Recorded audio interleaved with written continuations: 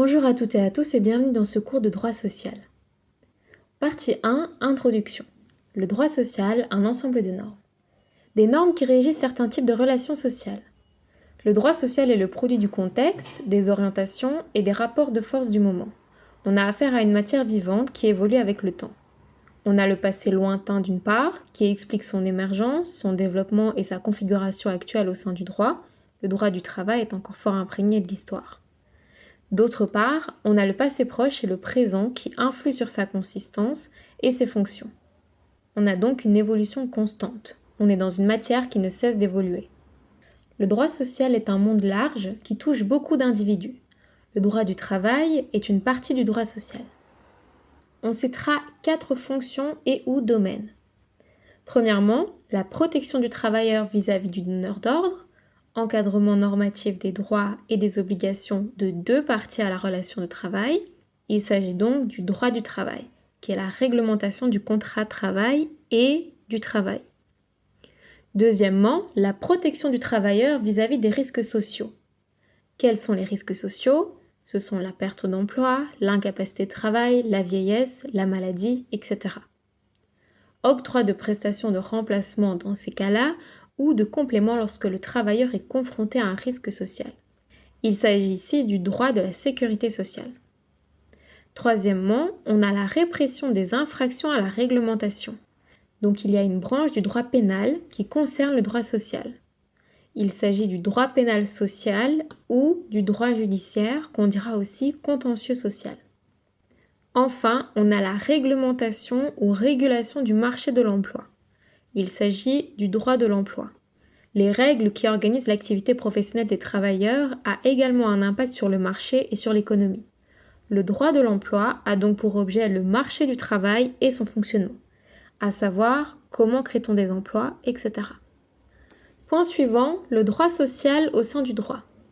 Une branche du droit à part entière avec une pluralité de domaines. Le droit du contrat de travail, les réglementations du travail, le droit de la sécurité sociale, etc. qui entretient des liens plus ou moins étroits avec d'autres branches du droit. On citera le droit civil, à savoir le droit des contrats. Le contrat de travail est un contrat au sein du droit des obligations. Le droit européen et international, dont les droits fondamentaux. Ce sont des normes propres au droit du travail qui sont issues du droit européen, directives, etc. On a le droit public et administratif pour tout ce qui concerne la sécurité sociale. On a le droit économique et des sociétés ou associations. Et enfin, on a le droit pénal. Le droit social autorise ou suppose une approche pluridisciplinaire. On citera la sociologie, la psychologie, le droit de la santé, etc. On doit mobiliser d'autres compétences que des compétences juridiques. C'est une matière qui est traversée par des enjeux essentiels et qui touche une partie importante de la population. Point suivant, les origines du droit du travail. Le droit du travail a pour origine l'individualisme libéral. C'est une idéologie issue des Lumières. On citera d'une part le décret d'Allard du 17 mars 1791 qui met fin aux restrictions sur l'exercice des métiers et des activités. On arrive donc à une liberté du travail et de l'industrie. D'autre part, on citera la loi Le Chapelier, qui est un décret du 17 juin 1791, donc de la même date, qui supprime et interdit ce qui supporte les corporations, qui étaient donc les associations professionnelles de l'époque. Cette loi procède par interdiction et pénalisation des associations. On empêche les travailleurs de se regrouper pour défendre leurs intérêts. Cet individualisme libéral donne aujourd'hui premièrement le dogme de l'autonomie des volontés individuelles. On a donc des individus libres et égaux. On a une égalité parfaite entre les deux acteurs d'une relation de travail. Deuxièmement, il n'y a pas d'ingérence de l'État dans les relations individuelles ni d'organisation des travailleurs. L'État doit se retirer des relations entre les acteurs économiques pour laisser la concurrence jouer. Traduction concrète de ces idées sur le cadre juridique des rapports employeur-travailleur, hors fonction publique évidemment. Il s'agit donc du contrat individuel. Ce contrat que l'on va appeler contrat de louage d'ouvrage. Il s'agit du louage de service, appelé aujourd'hui contrat de travail. C'est un échange entre le travail et la rémunération. le travail qui est assimilé à la force de travail et la rémunération qui est détachée de la personne du travailleur. La force de travail est donc une marchandise, un bien. Le Code civil de 1804, à l'article 1780, stipule l'interdiction du travail à vie. Et à l'article 1781, on a un encadrement législatif très rudimentaire. On citera également la loi sur le livret ouvrier. Il s'agit d'un carnet que l'employé devrait avoir sur lui qui contenait toutes ses occupations professionnelles. Et enfin, ce fameux contrat de louage est assimilé à la loi que les deux parties se doivent de respecter. Mutation liée à la révolution industrielle. Accroissement du nombre de personnes touchées par l'option contractuelle. Celui qui donne le travail peut imposer ce qu'il veut via le contrat de travail. C'est à prendre ou à laisser. Avant la révolution industrielle, on avait beaucoup plus de petits artisans qui opéraient de manière individuelle. Après la révolution industrielle, les petits artisans bougent des campagnes pour aller travailler dans les usines. On verra des abus qui menacent ce qu'on dira les ressources physiques de la nation, à savoir le travail des enfants et la non-protection de la maternité, des salaires très bas alors qu'il y a un temps de travail très élevé. À cela s'ajoutent également des conséquences sur la survie du travailleur en cas de risque social. En 1886, on a des émeutes à caractère insurrectionnel du printemps et le discours de Léopold II qui invite à légiférer. Les premières lois visant la protection des travailleurs contrebalancent l'autonomie des volontés. En 1887, on a une loi qui encadre les modalités de paiement des salaires, à savoir que les travailleurs ont dès lors le droit de percevoir leur salaire en argent et pas en bon d'achat. 2 années plus tard, en 1889, on a des mesures de protection pour les femmes et les enfants, dont une interdiction de travail par les enfants de moins de 12 ans et une limitation de la durée du travail des enfants de moins de 18 ou 21 ans. Point suivant, l'évolution du droit du travail. Entre 1887 et 1921, on a les premières lois de protection. Le 10 mars 1900, on a la loi sur le contrat de travail, qui change de terminologie. On a une notion de subordination. Cette loi ne concerne que les ouvriers et non les employés. En 1922, on a la loi sur le contrat d'emploi qui concerne maintenant les employés. En 1903, on a la loi sur les accidents de travail qui est la première norme de la sécurité sociale. Entre 1921 et 1945, on a un impact positif du suffrage universel, mais qui ne concerne encore que les hommes, et de la liberté d'association. On a la loi sur la durée du travail, qui limite à 48 heures maximum par semaine. On a la loi sur les congés payés, 6 jours de vacances avec un maintien de la rémunération, la loi sur les retraites, etc. Entre 1945 et 1975, on est dans la période l'on dira d'âge d'or, donc la période des 30 glorieuses, à la fin de la guerre avec une croissance économique qui en découle. On a le développement du droit collectif qui est reconnu par le législateur, le développement de la concertation dans l'entreprise, le développement de la sécurité sociale. Quelles sont les fonctions du droit du travail ?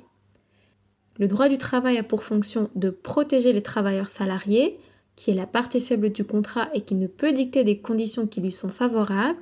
Les parties n'ont pas le même rapport de force dans la négociation individuelle. Le droit du travail a également pour fonction de contrebalancer l'inégalité de pouvoir de négociation des termes du contrat. Quels sont les traits constitutifs du droit de travail ? L'aménagement au droit contractuel classique, droit individuel du travail, réglementation du travail, et l'autonomie collective est source négociée du droit du travail. Le droit va reconnaître le fait que les interlocuteurs sociaux vont pouvoir s'associer pour créer un nouveau droit autonome. On se distingue à la fois du droit étatique et du droit des obligations. Il s'agit du droit collectif du travail. La loi va arrêter une norme minimale de protection et la négociation collective peut améliorer les droits des travailleurs. Le droit du travail est un droit en mouvement soumis au contexte économique. À partir de 1975, on a un changement de contexte global.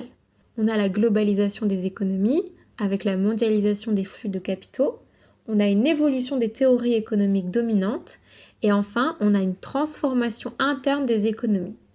L'économie fortement industrielle est remplacée par une économie de services. Le droit du travail est alors vu comme un frein à la compétitivité. Dès lors, il va donc évoluer. Dans le droit individuel du travail, on voit apparaître des contrats atypiques et une flexibilité de la durée du travail. Dans le droit collectif du travail, on a l'abandon de l'idée de la convention collective conquête. Les partenaires sociaux doivent négocier à la baisse au niveau de certaines conditions de travail.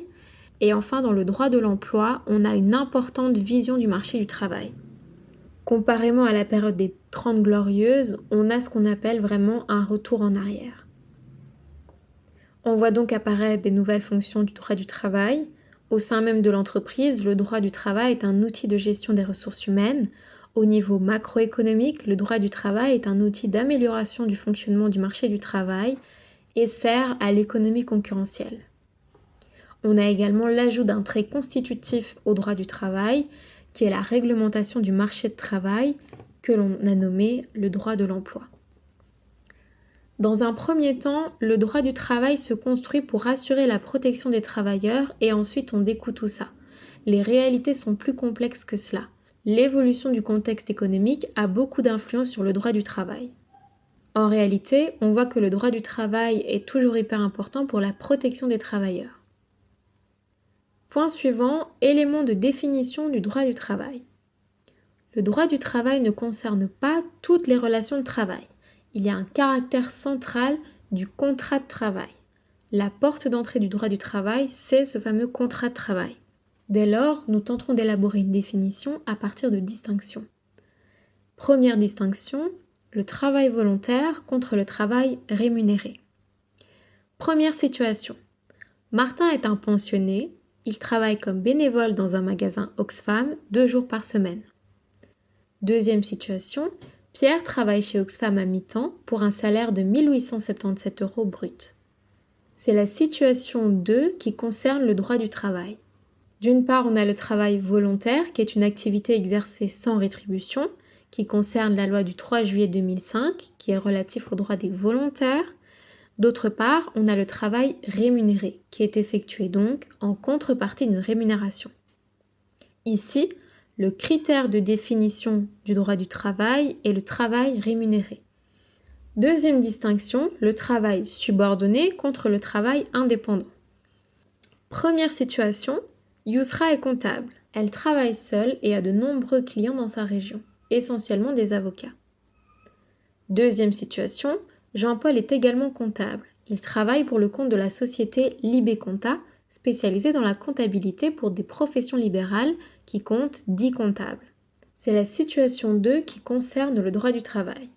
Yousra travaille pour son propre compte, elle est libre de la manière de prester son travail, contrairement à Jean-Paul, qui est soumis à l'autorité de son employeur. Ici, on a le travail subordonné, qui est le travail accompli pour le compte et sous l'autorité de l'employeur, et on a le travail indépendant, qui est le travail accompli pour son propre compte et sous sa propre autorité. Pour ce type de travail, les droits civils, commerciaux et économiques sont compétents. Ici, dans l'élaboration de la définition du droit du travail, le critère de définition est le travail subordonné. Troisième et dernière distinction, le secteur privé contre le secteur public. Première situation, Abdel est agent communal au service de la population de la ville de Charleroi. Il a été nommé par la décision du collège communal du 20 décembre 2018. Deuxième situation, Jean est agent communal au service de l'entretien des parcs de la ville de Charleroi. Il a été engagé dans le cadre d'un contrat de travail à durée déterminée de 6 mois. On a le secteur privé d'une part et on a le secteur public. En principe, un emploi dans le secteur public est statutaire, il s'agit du droit administratif, mais de plus en plus de fonctions publiques sont données de manière contractuelle. Ici, le critère de définition du droit du travail est le travail contractuel. Quelques éléments de définition donc. Le droit du travail ne concerne pas toutes les relations de travail.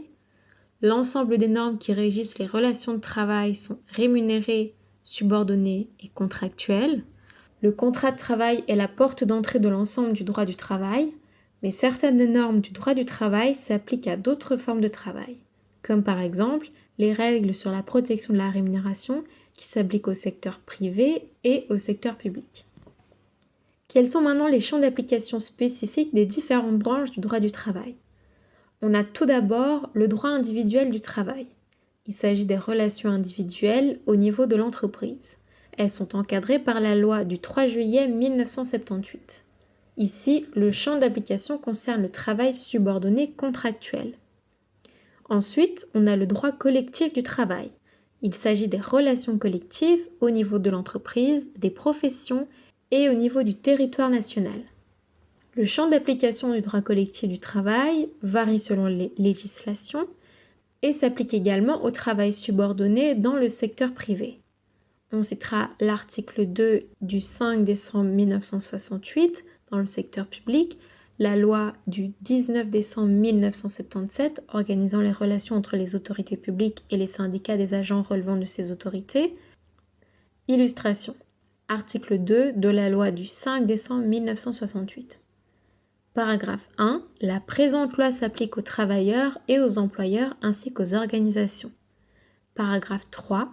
La présente loi ne s'applique pas aux personnes occupées par l'État, les communautés, les régions, les commissions communautaires, les provinces, les communes, les établissements publics qui en dépendent et les organismes d'intérêt public à l'exception de, etc.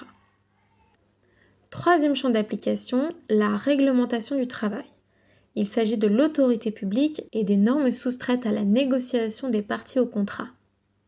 Le champ d'application de cette réglementation varie selon les législations et on citera le travail rémunéré subordonné qui est légiféré par l'article 1 du 12 avril 1965 et toutes les relations de travail à l'article 4 du 10 mai 2007.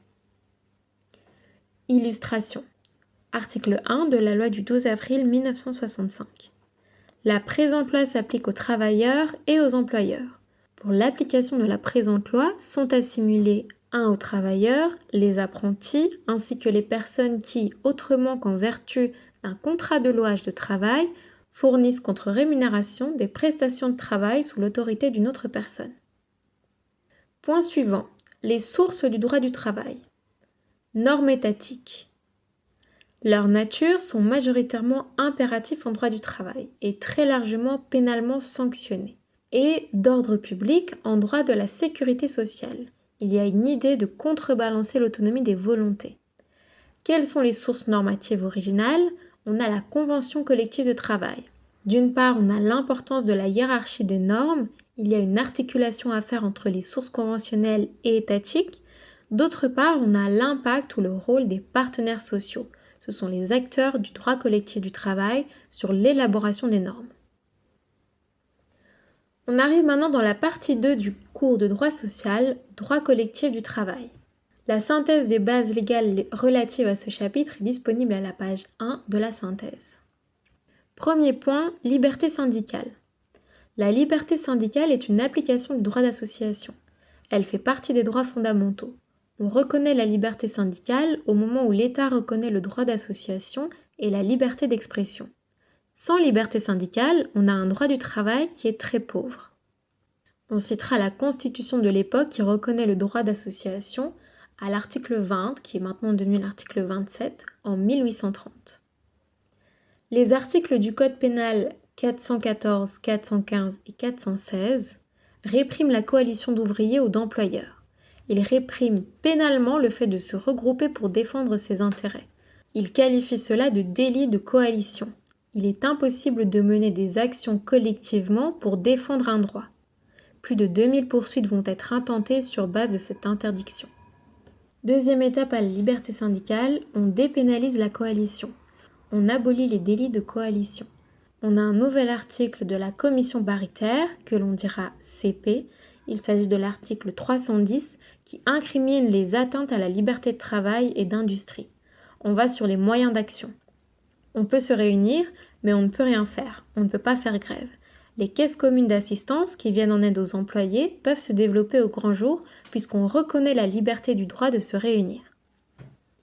Troisième étape à cette liberté syndicale, on a la reconnaissance de la liberté syndicale même, en 1921. L'OIT, l'institution internationale mise sur pied après la Première Guerre mondiale, affirme le principe de la liberté syndicale au niveau international. On a 2 lois en 1921. La première abroge l'article 310 qui ouvre la porte à la grève. La deuxième va formellement garantir la liberté d'associer en apportant des garanties effectives. Elle rend effectif le droit inscrit dans la Constitution. L'OIT va également édicter des normes et va adopter des conventions internationales qui vont concrètement expliciter le contenu du droit syndical. Deuxième point de cette deuxième partie du cours. Protection de la liberté syndicale. Quelques sources. Nationales d'une part, l'article 27 de la Constitution, la loi du 24 mai 1921 et l'article 3 de la Convention collective de travail que l'on dira CCT, numéro 5 du 24 mai 1971. On a également des sources internationales comme l'article 11 de la Convention européenne des droits de l'homme. Il promeut le droit de réunion et d'association, y compris le droit de fonder avec d'autres des syndicats. On a donc la reconnaissance de la liberté syndicale. On a la Convention numéro 87 de l'OIT du 9 juillet 1948, ratifiée par la loi belge du 13 juillet 1951, qui prévoit 3 types de garanties. Enfin, on a la Convention numéro 98 de l'OIT du 1er juillet 1949, ratifiée par la loi belge du 25 novembre 1953. Elle va se focaliser sur le droit d'organisation et le droit de négociation collective. On a 3 principes. Premièrement, l'État doit organiser une protection contre les discriminations, une protection des organisations contre les ingérences dans son fonctionnement, et les États doivent encourager et promouvoir l'utilisation des procédés de négociation collective. On permet donc de négocier collectivement les conditions de travail. Extrait de la loi du 24 mai 1921, cette loi vise et rend possible toutes les formations d'associations possibles. Ici, on voit que le législateur a bien en tête de garantir la liberté syndicale. Article 1. La liberté d'association dans tous les domaines est garantie. Nul ne peut être contraint de faire partie d'une association ou de ne pas en faire partie. Il n'y a donc pas de distinction entre les syndiqués et les non-syndiqués. Article 3. Sera puni d'un emprisonnement de 8 jours à 1 mois et d'une amende de 50 francs à 500 francs ou d'une de ces peines seulement, celui qui, pour contraindre une personne déterminée à faire partie d'une association ou à n'en pas faire partie, aura usé à son égard de voies de fait, de violence ou de menaces, ou lui aura fait craindre de perdre son emploi ou d'exposer à un dommage sa personne, sa famille ou sa fortune. Article 4. Sera puni des mêmes peines quiconque aura méchamment, dans le but de porter atteinte à la liberté d'association, subordonner la conclusion, l'exécution ou même en respectant les préavis d'usage, la continuation d'un contrat de travail ou de service, soit à l'affiliation, soit à la non-affiliation d'une ou de plusieurs personnes à une association. Ce sont des dispositions pénales qui requièrent un dol spécial. Il faut une volonté de porter atteinte à la liberté syndicale. C'est très compliqué à prouver. Concrètement, cette disposition pénale n'assure pas en tant que telle la liberté d'association. Distinction entre les aspects individuels de la liberté syndicale et les aspects collectifs. Pour ce qui est de la protection de la dimension individuelle, on a la reconnaissance de la liberté de chaque travailleur pris individuellement de créer un syndicat avec d'autres travailleurs ou de s'affilier au syndicat de son choix. Mais on a aussi une liberté négative qui est celle d'avoir le droit de ne pas s'affilier. On a aussi la protection individuelle contre les discriminations tout au long de la relation de travail. Il y a le critère de la conviction syndicale, régi par la loi du 10 mai 2007, concernant l'égalité de traitement pendant toutes les phases de la relation de travail. Cette loi du 10 mai 2007 permet de vraiment interdire les différences de traitement et est une protection contre les représailles si on exerce notre droit à la liberté syndicale. Ensuite, tout ce qui concerne la protection de la dimension collective, on a une protection de l'indépendance du syndicat dans son ensemble à l'égard des pouvoirs publics, des employeurs et des autres syndicats. Extrait de la Convention 88 de l'OIT du 9 juillet 1948 qui reprend les principes d'indépendance. Article 3. Les organisations de travailleurs et d'employeurs ont le droit d'élaborer leurs statuts et règlements administratifs, d'élire librement leurs représentants, d'organiser leur gestion et leurs activités et de formuler leurs programmes d'action. Les autorités publiques doivent s'abstenir de toute intervention de nature à limiter ce droit ou à en entraver l'exercice légal. Article 4. Les organisations de travailleurs et d'employeurs ne sont pas sujettes à dissolution ou à suspension par voie administrative. Article 7.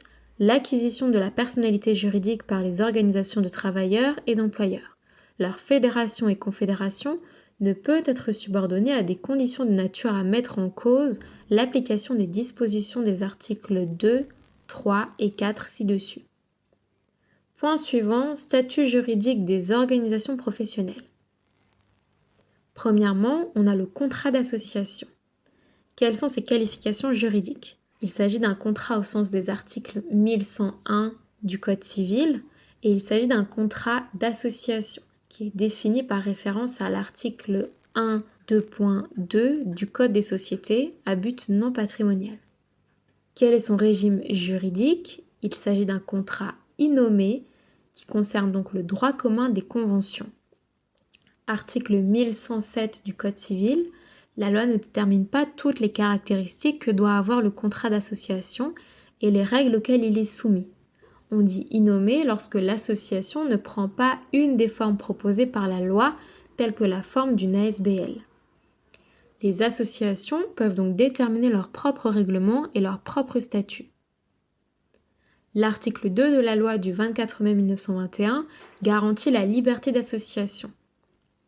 Il stipule « Quiconque se fait recevoir membre d'une association accepte, par son adhésion, de se soumettre au règlement de cette association, ainsi qu'aux décisions et sanctions prises en vertu de ce règlement. Il peut en tout temps se retirer de l'association en observant le règlement. Toute disposition réglementaire ayant pour effet d'annihiler cette liberté est réputée non écrite. Il y a donc peu de dispositions légales, hormis le Code civil et la loi du 24 mai 1921, qui encadrent les associations professionnelles.